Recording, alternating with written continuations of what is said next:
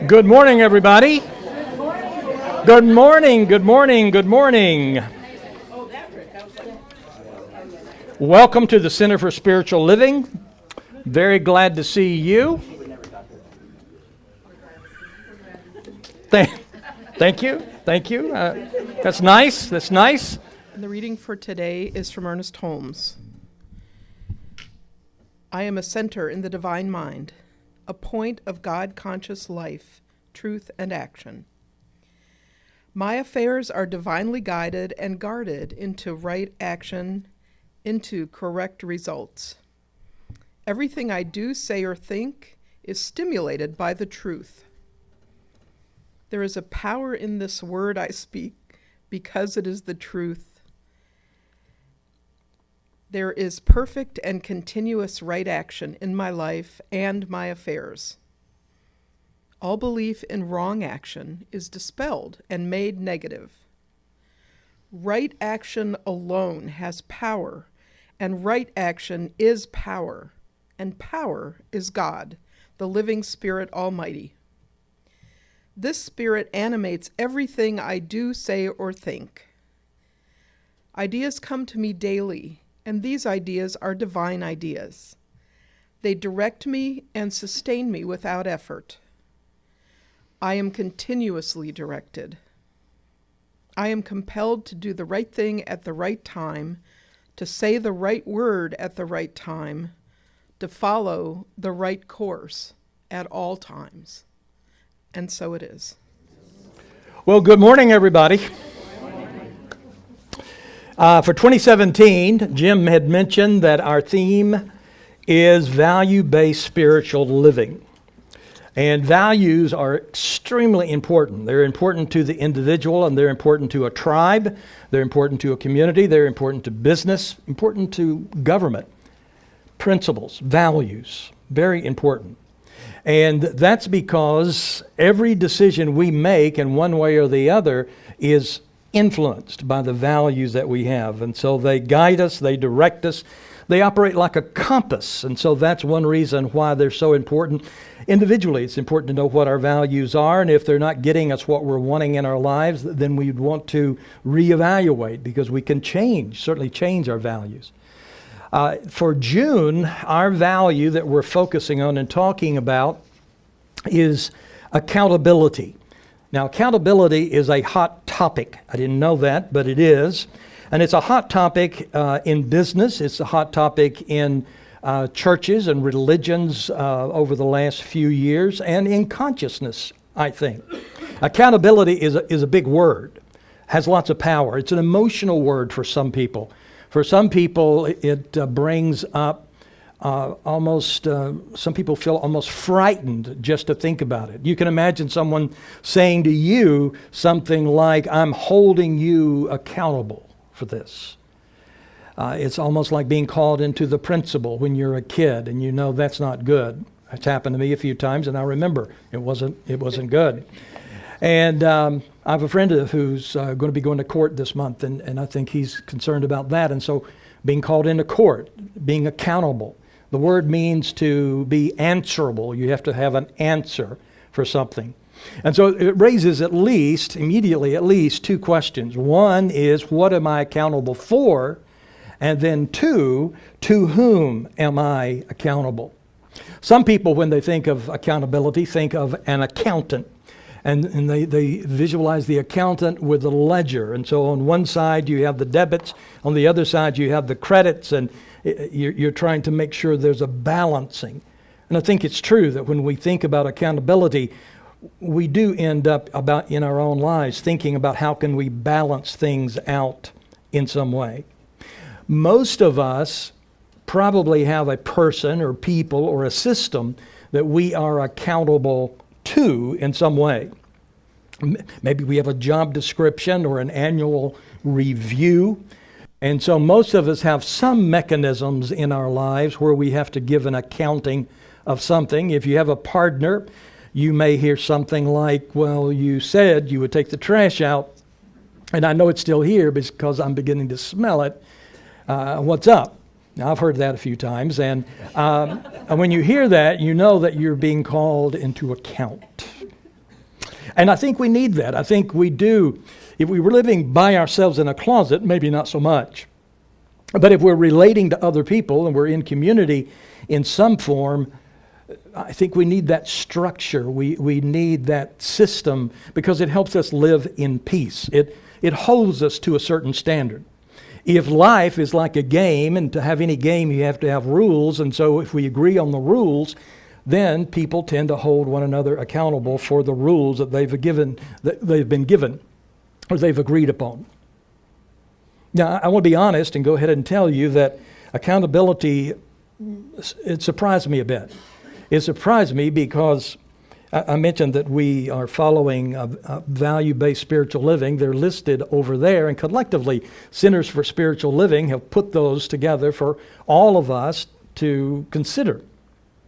And if you read through the list, you'll find things like diversity and inclusivity, education, creativity, transformation, spiritual evolution, integrity, love, compassion, caring. All those sounds really sweet to me. And then right in the middle of all of that, we find accountability. And so to be honest, it threw me just a bit because I thought, well, why did we put accountability? Why is that the number 6 value that we are looking at? And so when it popped up, I was surprised. I was puzzling over it just a bit. I even consulted on the internet some other CSL ministers to see what they might be saying, if anything, about accountability. And it was reassuring to find some of them saying, yeah, kind of puzzled about this one. I'm going to have to dig into this one. One of the ecstasies and also the agony of being a minister is sometimes certain topics will make me go down the rabbit hole. Which means I'll dig and dig and dig and dig into the ideas, and one idea takes you to another, and then another, and then another. And you don't do that with every topic, but this topic I did do that. And I ended up feeling pretty good about this topic. Accountability. To whom are you accountable? And for what? And if we look at it in the deepest spiritual way, what does that mean exactly? Accountability is what I would call a motivational word. Sales managers often will use accountability. You're accountable for a certain number of sales. In some churches, someone may be speaking to their friend or prayer partner and may say, I would like to make a commitment to give so much or to serve in some fashion. And then that prayer partner would hold that person accountable for what they've committed to. So sometimes it's used in churches, certainly used in business. Accountability and success and empowerment, all of those sort of go hand in hand. And so accountability is a big word. It is an emotional word, and it is a big idea because it's talking about what you do, but not only that, it's talking about why you do what you do. Someone said, and I like the quote, accountability is the cornerstone for success and a happy life. The opposite being a life of a victim. And so for me, at this point, accountability is a state of being. It is a mindset. It is the way we approach life. Either we approach life in an accountable fashion or we don't. It's the stance we have toward life. It's a platform that we stand upon as we live our lives and approach life. And so it's really a vital thing to think about and consider. Because it's really making a decision, are you going to be a victim or are you going to be a creator? It's making that choice. In doing some of the research, I came across something called the ladder of accountability. And I liked it a lot. I thought about carrying a ladder in and sticking it up here, but I decided you could imagine it just as well. And so if you can imagine a ladder here, and the ladder has, let's say, 7 steps on it. Can you see it? Great imagination. So you got it. And so this is the ladder of accountability, and it starts very, very low, and then as you move up, there's more and more accountability and more power. On the bottom rungs, there's not much power at all. And on the top, there's a lot of power available. So rung number 1, as you step up on that one, is called unawareness. And it's powerlessness multiplied. It means you're living in a fog. It means you're sleepwalking through life and you don't really know what's happening. Some of you may be on the bottom rung right now, but probably not. I mean, you're here on a Sunday morning, so you're probably quite aware. But some people are living there all the time. It's not a place that you really want to live. And then if you step up just one rung, you'll step into what's called the blame orientation. And that means anything that happens in your life, you always blame somebody else. You're quick to say, well, it wasn't my fault. It was because so-and-so did that, and life just isn't fair. I don't know why things like that happen to me. Blaming other people. Then, if you take another step, and now you're on rung 3, if you're keeping count, and it says on that step, it says excuse making. Now, excuse making takes more energy and more creativity than blaming. And so at least you're becoming a little bit more energetic at this point. And so if something happens, you would be quick to say, well, let me explain.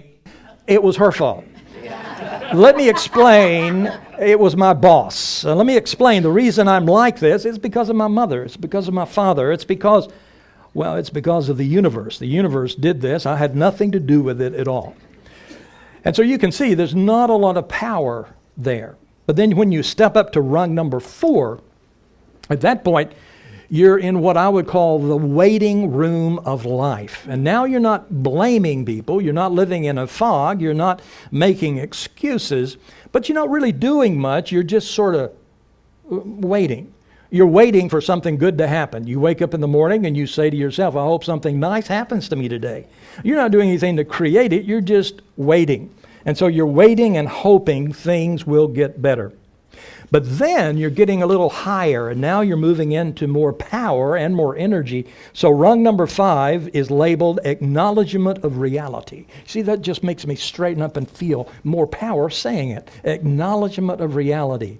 And now I look at my life, and I look at myself, and I look at the world, and I say, I have something to do with this. I can do something about this. And so I acknowledge what life is for me.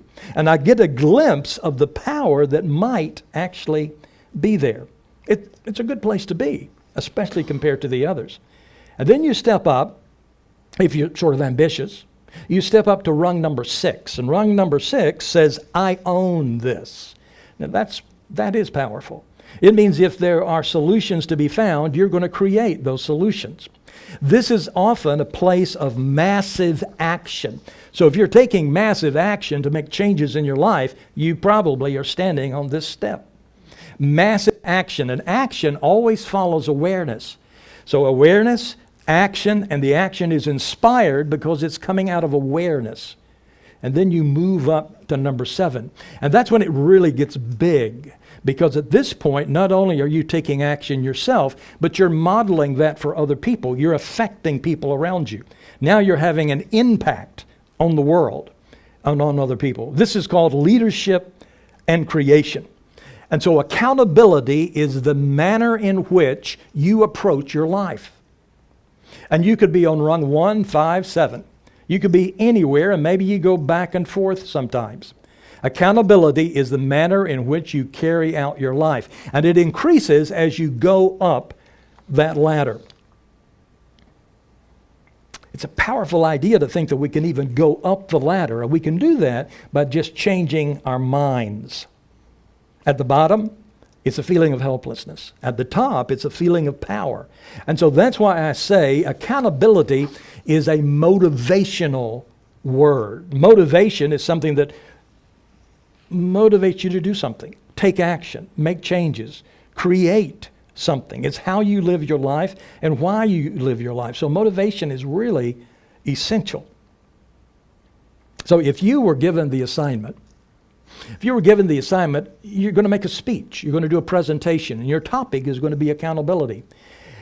And you ask about the audience, and they say the audience is going to be a group of divine beings. What would you say? How would you introduce your talk, and what kind of points would you want to include if you're talking to divine beings? And your purpose is to motivate those divine beings to do something great. What would you say? I thought about that because that's who I'm talking to. I'm talking to a group of divine beings. I have a book down there called Drive. It's by Daniel Pink. Anybody read that book? So the two of us, we know it's a good book. It has some good ideas. And in that book, he talks about 3 systems of motivation. One is the ancient system, very ancient system, called the 1.0 system, the operational system, 1.0. And it's the old strategy of motivation, and it's called food and sex. And the premise is that if you'll give me food, I don't want to use me. If you give someone food and sex, they'll follow you anywhere. You know, when I was a kid, I had a horse, and somebody told me if you blow in the horse's nose, the horse will follow you everywhere you go. Naturally, I did do that, and this horse did follow me. I'm not sure why, but this system says it's all about food and sex. And it says that one is an old system, and it doesn't work very well in our society. It's kind of obsolete.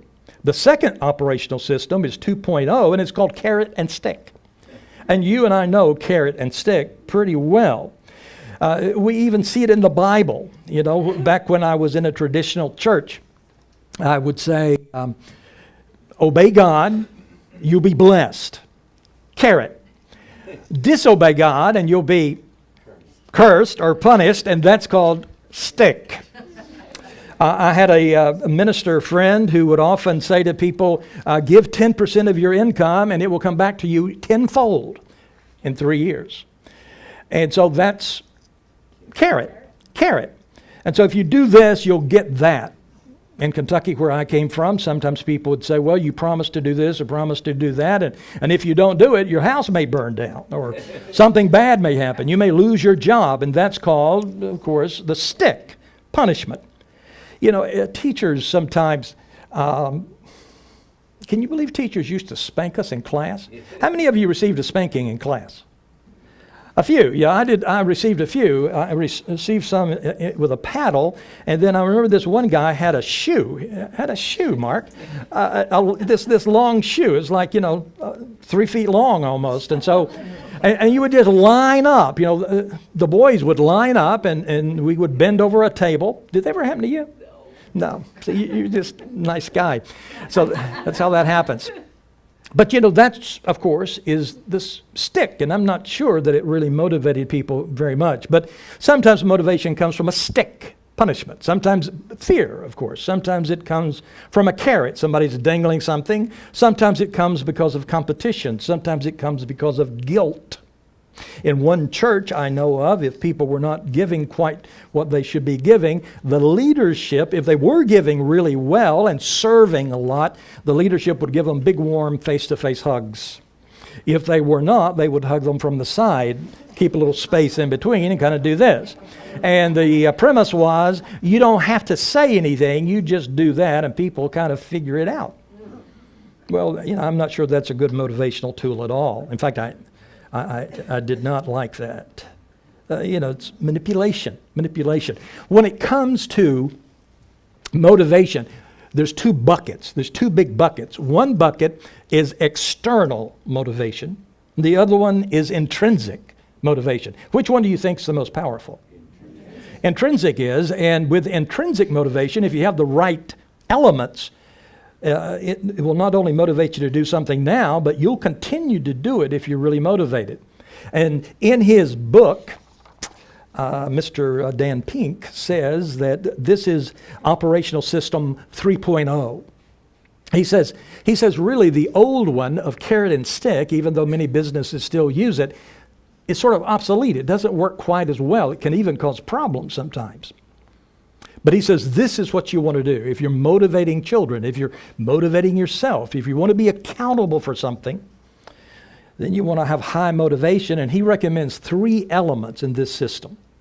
Number 1, he uses the word autonomy. He says we want to be free. Human beings at this point, we've evolved to a point where we want to be free.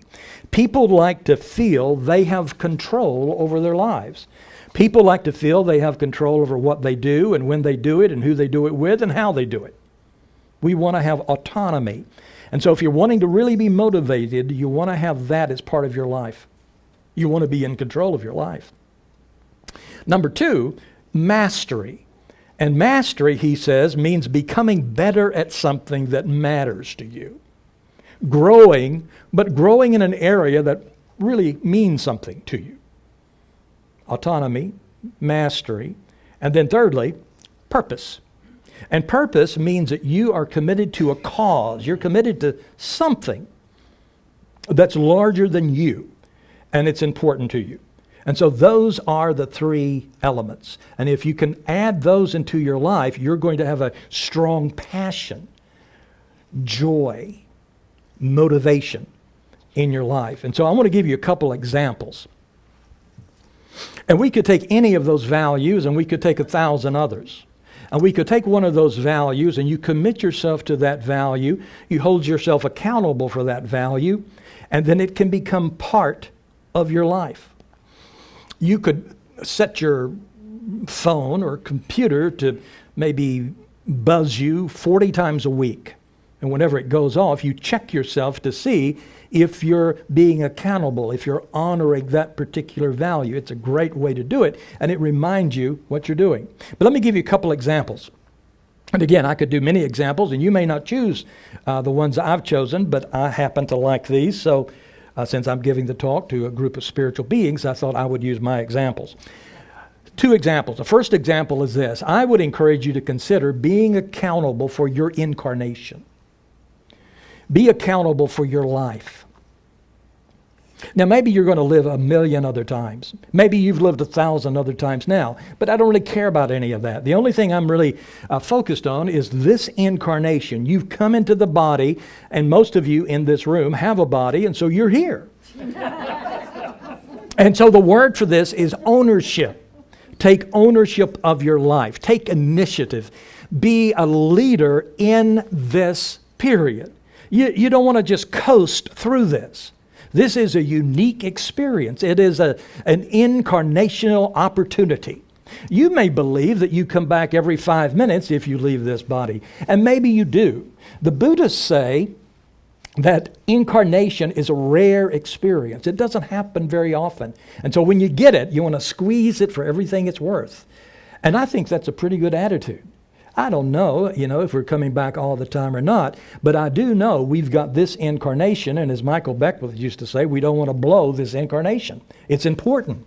And so, accountability is an absolute necessity if we're going to engage in transformation. Without it, nothing much happens. Without it, I'll just play victim. Without it, I'll just pity myself. Without it, I blame other people. And so accountability means I stand up and I say, this life is going to count for something. This life is going to count for something. Have you said that lately? This life is going to count for something. That's accountability. And you don't have to be accountable to anyone except yourself. Actually, that's the best person to be accountable for. And so you say, this is my life. To be accountable means you take ownership of it. It's a powerful idea because it means you take ownership for every event, every outcome, and every action. Now, I don't care what happened 5 years ago. I'm not encouraging you to look back about if I'm accountable for all my life and I look back, I'm not happy about some things. And so don't look back. Begin today. Begin right now and move forward. Right now, you are responsible for your life, and then you move forward with it. You know the old story about Abraham told the story about somebody popped up and said, I have made a decision. I'm going to make my bed every day. And Abraham said, congratulations. That's wonderful. And then the person looked really sad and depressed and said, but for years, I'm 50 years old, and for years I didn't make my bed. I'm so worried about that. I feel so guilty about that. I feel so bad about that. And Abraham said, stop it. You make your bed in the morning. You make your bed in the morning. And so that's the idea. You start right now.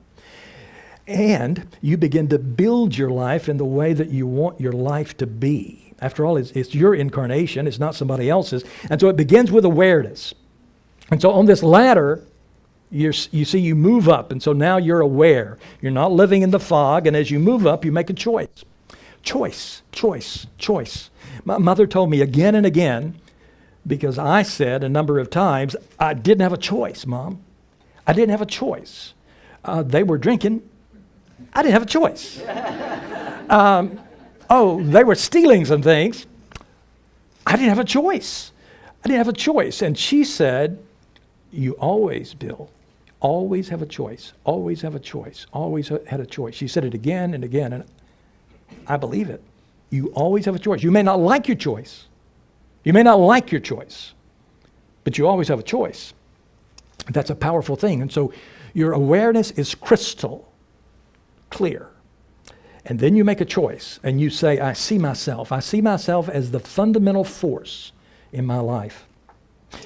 And you say, I'm absolutely unwilling to delegate this power to another person. I'm unwilling to delegate this power to an event or to the weather or to politics or anything else. I'm in charge of my life. I'm going to make this life count. This life means something. I'm going to wake up every morning and honor the life I've got. That's accountability. And so you're choosing that value and then you're giving it some gas. And that's a powerful thing. Do not be a puppet to any man. Do not be a puppet to any woman. And do not be a puppet to anything. Because you were never born to be a puppet, as Bruce Springsteen said. No surrender. No surrender. And so you're the leader of your life. And that means on the ladder, you're no longer in the waiting room of life, waiting, hoping something's going to come and give you something good. Because no force is going to do that. You're not waiting on any person or any force to come and help you out. You're creating it yourself. There's great power in doing that. You say, I am the reason that things are the way they are. I am the reason. And, you could say that and feel bad, but when I say that, I feel great. I am the reason. Because I'm not looking back, I'm looking at this moment and forward. I am the reason. I'm the creator, and I get to do that. And so it's really an all or nothing kind of proposition. People sometimes say, give me the advanced teaching. I've been here a long time. I got all the basics. Give me the advanced stuff. We know that you know something that's advanced. Tell us what it is. Well, I'm telling you now, the advanced teaching, sometimes people say it the other way. They say, what's the magic? Tell me how to do the magic. Get into the magic part. This is the magic part. This is the advanced teaching. The advanced teaching is accountability. Accountability. You choose something. You focus on it. And it begins to happen. Accountability grants you the power. Accountability grants you the freedom. Accountability is really, really important. Choice is your birthright.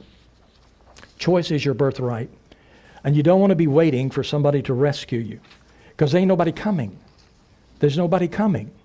And the truth is, Almighty God is coming through you. Through you. Because that's how it works. And so the first example is be accountable for this incarnation. And the final example is be accountable. And I could choose anything, so I'm choosing this one. It's one of my favorite topics. I believe in this one. I believe in the other one, but I believe in this one. Be accountable to love. Be a lover. Be a real lover. There's so many fake lovers. You want to be a real lover. I was watching this weekend a commercial. It just popped up, and it was a husband and wife talking on the phone, and the wife was in a hotel 1,000 miles away.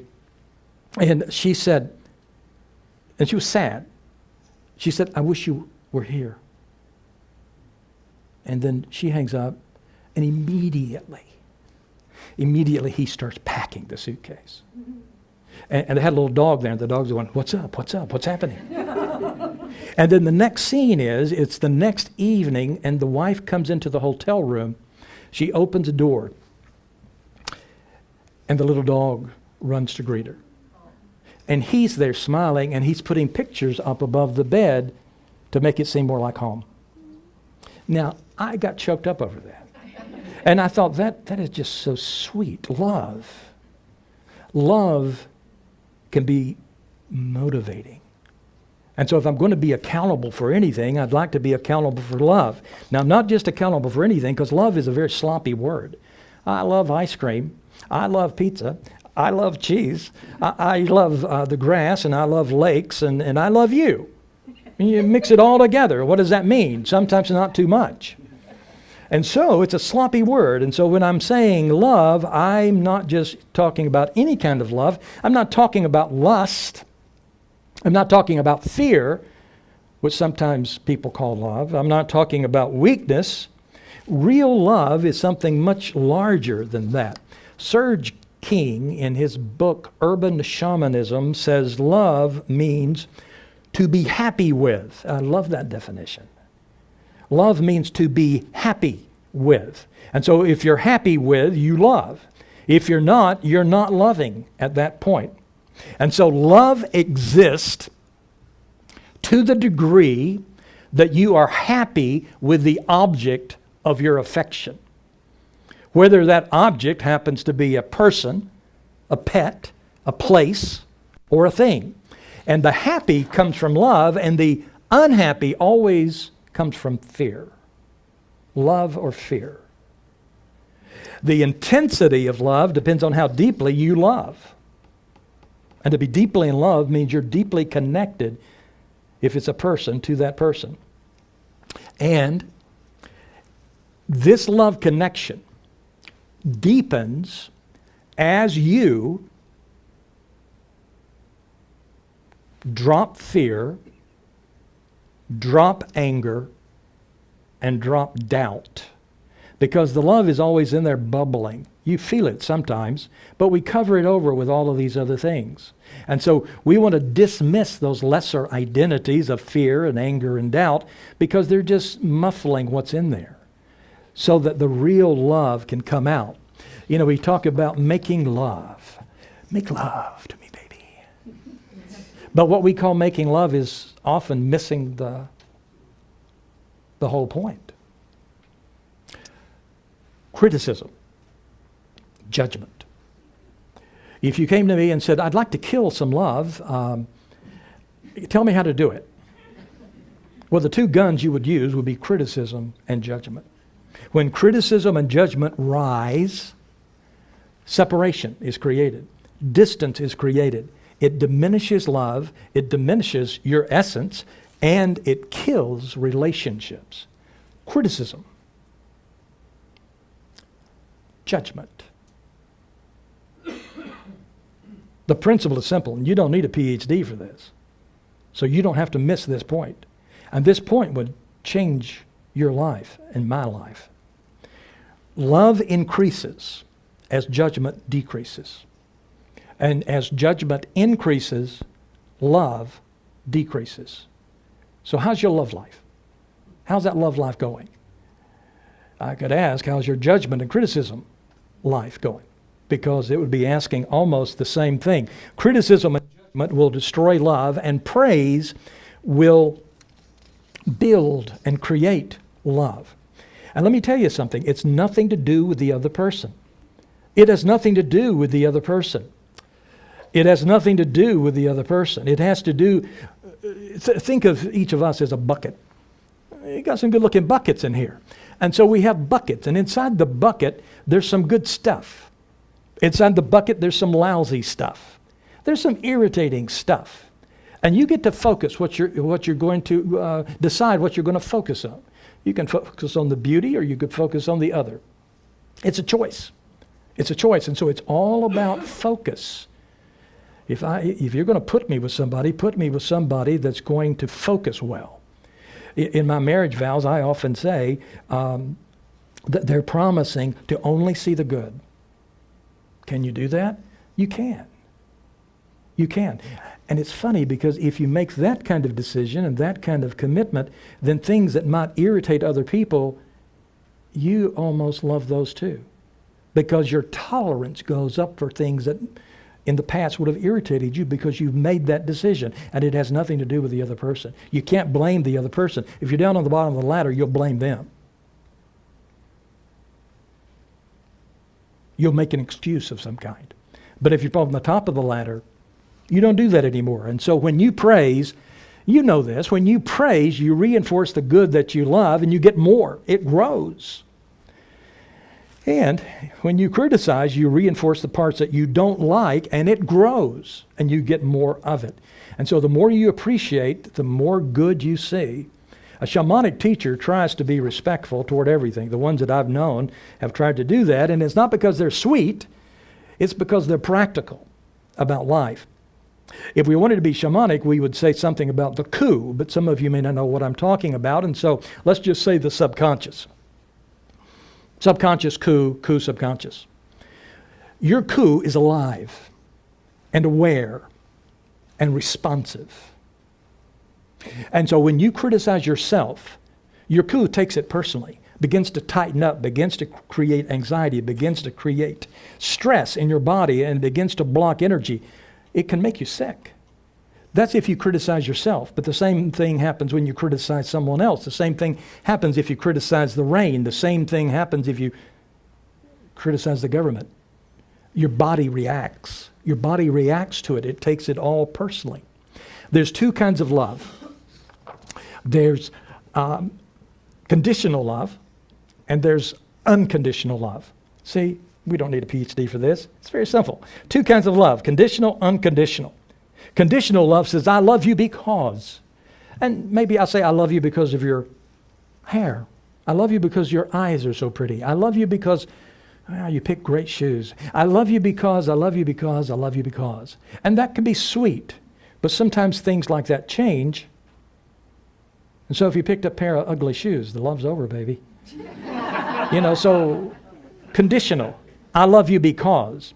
Unconditional love says, I love you because I love you. And that is a powerful thing. Unconditional love can be felt, but can't be understood. It can't be explained. It's just the way it is. And it's genuinely built on the idea, I love, and nothing more. So there's no precondition, there's no reason, there's no expectation, there's no demand. And sometimes there's not even a thought, but there's adoration and love there anyway. It comes from the heart, not so much from thought, and it's the only true love there is. It's the only true love there is, and it's rare, but it's real, and it does happen. Unconditional love is the only emotion that doesn't come because of your thinking, because your thinking gets in the way. It comes from the heart. It comes because you're operating at the top of the ladder, and you're holding yourself accountable for it. And one thing I love about love, the big love, the unconditional love, is that real love withstands any change because there's no expectation. You see? There's no expectation at all. And so I tell you how to start. And sometimes somebody just comes into your life and they light up. And you know. You know what I mean, Mark. Sometimes, somebody just lights up and you think, I love that person. I'm going to choose to love that person. Decision made. I love that person. What could change it? Nothing. If you can do that with one person, practice. One person. And then after you get really good at that, maybe you could add another one. And you could add another one. You could begin. Who knows? You might start loving everybody. But you begin that way, and it grows out of you. It's a special thing. And so if you can do that with one person, then begin to expand it just a bit. Over time, it's a process. You don't do it in 24 hours. It's a process. Let me close by giving you 3 tips. Tip number 1, love everything and love everyone. It's a good tip. Now, a snake may look creepy to you. Have any of you found the snake I brought in yet? You may feel it crawling around. I didn't really bring in a snake. Wouldn't it be funny if one showed up, though? But a snake may look creepy, and you may hate snakes. And if you hate snakes, it's because you have snake stories. But if you could drop your snake story and drop your precondition, you might fall in love with a snake. You might just love that snake. And if you could love a snake, you could love a bee.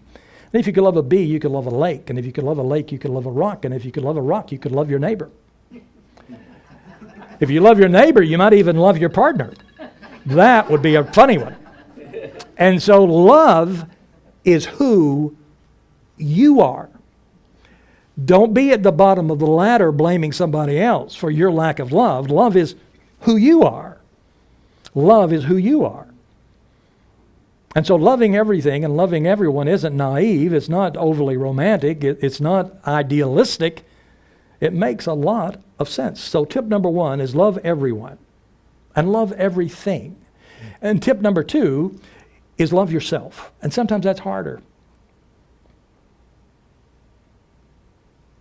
Yeah, maybe it's easier for me to kiss you than kiss me. It's hard to kiss yourself. The mirror gets all wet. Nothing causes unhappiness more than not loving yourself. I read this week. Less than 4% of all women in Western societies believe they're beautiful. And more than 60% believe they should be thinner in order to deserve love. Now, I don't know how accurate that is. But that leads me to tip number 3. And tip number 3 is be kind to yourself. You're not going to gain anything by being harsh on yourself. You gain nothing at all. Be kind to yourself. In a relationship, after all the lust kind of moves aside just a little bit, the thing that you're left with, you hope, is kindness. Kindness stands when everything else burns up. Kindness. Kindness. Be kind to yourself. Kind to yourself. And be kind to other people. You know what Jesus and all the other religions said the same thing. Treat others as you would like to be treated. You know, it's the golden rule. Love works best when it flows. Pay attention. Love works best when it flows. I think of it like this. Love works best when it flows. Love touches. Touches. Touches. It could touch with words. It could touch with your hands. But it expresses. You know what I'm saying? Love must express. And as it expresses, it grows. If you take water and keep it still, you have a swamp. If you keep love still, it dies. And so love must be expressed. It must be spoken. Say the words. Say the words. And I know some of you are talkers and some of you are thinkers. Talkers are saying, I love you. I love you. Oh, I'll see you later. I love you. And it's going on all the time. I tend to be a talker. Thinkers, they will say, I'll tell you I love you maybe every 6 months. Is that okay? And so, you know, you're okay with that. But I'm urging even thinkers, speak it. Speak the words into existence. Speak the words into existence in some way. Because love wants to be expressed. And so I've given you 2 examples. Now you can choose any value you like, but choose one that gets you excited. And then you commit to it and you hold yourself accountable to it. I've talked about being accountable for this incarnation, because this is the one you've got now. Make it count. And then I've talked about love, and there's no greater way to make it count than loving yourself and loving other people. And if you'll do that, you'll have tremendous courage for the journey. See, that's the title. Courage for the journey. And as you commit to these kinds of things and hold yourself accountable, you have tremendous courage, just bubbles up and gets so strong you can do anything. Let's turn within.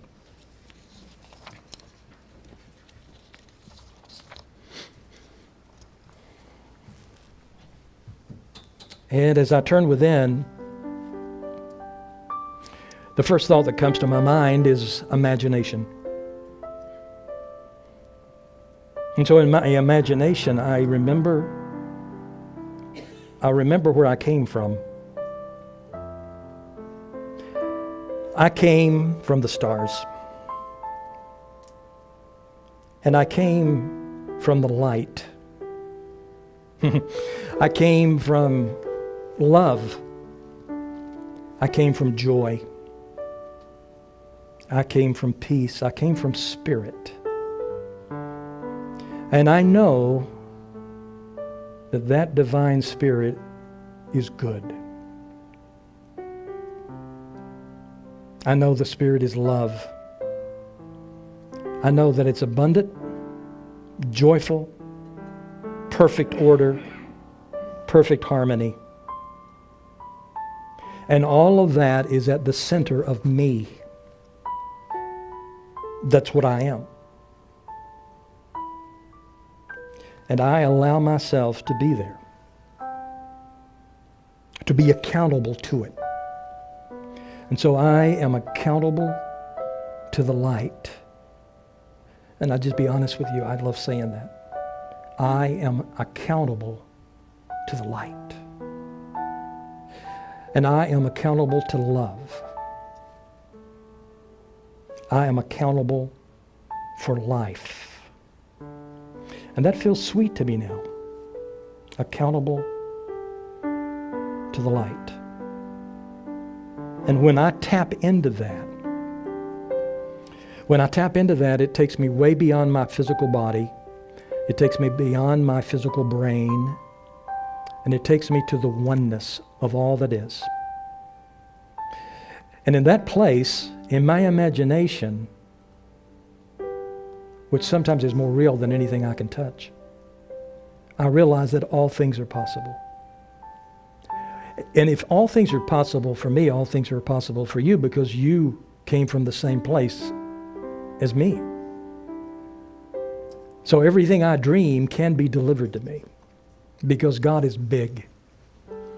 God is wise, strong, creative. And I know where I am right now, and let my words be your words too.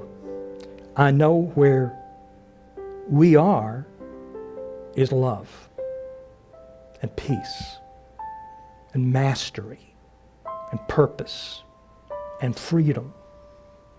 And I claim that right now. I claim it for me, and I claim it for you. We are love in this moment. We are love. We are so powerful. And I'm glad to know that. I declare that it is done.